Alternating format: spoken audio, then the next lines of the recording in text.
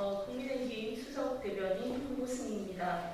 문 정권 집값 안정을 위해 사생 결단의 각오로 임해 주십시오. 최근 발표된 주택가격 동향 통계에 따르면 6월 수도권의 아파트 평균 매매 가액이 7억 원을 돌파해 사상 최고치를 기록했다고 합니다. 8개월 만에 1억 원이 오르고 현 정권 출범 이후 지난 4년간 3억 원 가까이 오른 것입니다. 이제 서울에서 내 집 마련의 꿈을 꾸는 것은 언감생심이나 다름없어졌습니다.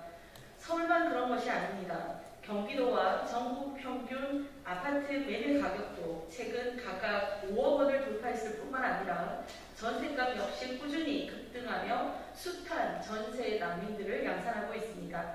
가뜩이나 아파트 공급량은 부족한데 현 정권 들어 다주택자들을 세금과 규제로 옥죄면서 시장에 나오는 매물까지 급격히 줄어드니 수급 불균형이 발생하며 임대인과 임차인 모두가 괴로워하고 있습니다.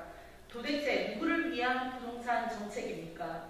문재인 정권 들어서 월급은 안 오르는데 집값만 천정부지로 치솟고 있으니 내 몸 하나 누일 곳 없어진 서민들의 한숨과 주름살만 깊어져 가고 있습니다.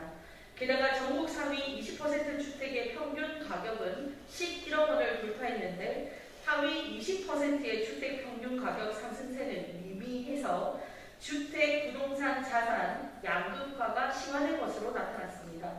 그마저도 수도권 주택 가격은 상하위권 구분할 것 없이 폭등하면서 지방과 수도권의 간극만 넓어지고 빈부격차는 날이 갈수록 심해지고 있으니 주거 안정은 민생의 핵심이라고 강조했던 문 대통령의 발언은 무색해지고 있습니다. 부동산 시장을 왜곡시키고 민생을 탓한낸 25차례의 부동산 정책 실패로 국민들의 주거 사다리를 걷어찼으면 이제는 자신들의 잘못을 깨달을 때도 되지 않았습니까? 이 와중에 청와대 신입 비서관들의 부동산 투기 의혹이 불거지고 LH 전 현직 직원들은 부동산 개발 관련 회사를 설립해 조직적인 부동산 투기를 일삼고 있는데 성난 민심이 가라앉을 리가 있겠습니까? 부디 이제라도 정부는 왜곡된 부동산 통계로 아전 인수를 일삼는 국민 기만을 멈추고 부동산 투기 근절과 근본적인 정책 기조 전환에 나서야 할 것입니다.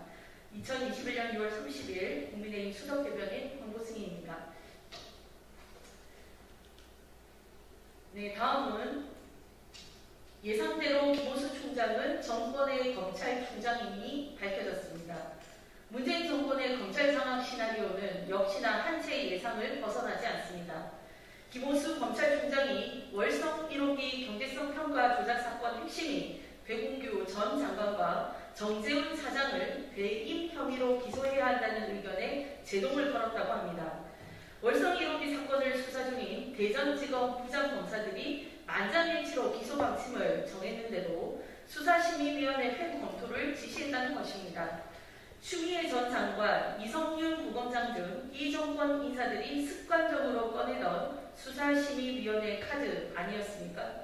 박범계 법무부 장관은 지난 25일 중간 간부 인사에서 필수 보직 기간 1년도 채우지 않은 정권 비리 수사팀을 모조리 교체하며 수사의 동력을 끊어버렸습니다. 김 총장 역시 다음 달 있을 수사팀 교체 전까지 시간을 끌어 정권 비리 수사를 뭉개보려는 것입니다. 며칠 전에는 김 총장이 법무부 검찰 직제 개편안에 반대 의견을 취했다가 슬쩍 신중 검토 내용으로 수정해 다시 발송한 사실이 드러나기도 했습니다. 공정한 검찰을 다짐했지만 모두의 예상대로 정권의 검찰이 되어버린 김 총장은 국민 앞에 한치의 부끄러움을 느끼지 못하시는가요? 혈세 7천억 원을 들여 수리한 멀쩡한 원전이 경제성 평가 조작으로 하루아침에 멈춰버렸습니다.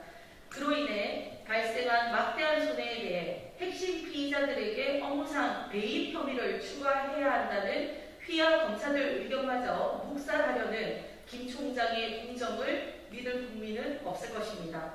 아무리 감추려 해도 영원히 진실을 덮을 수는 없는 법입니다.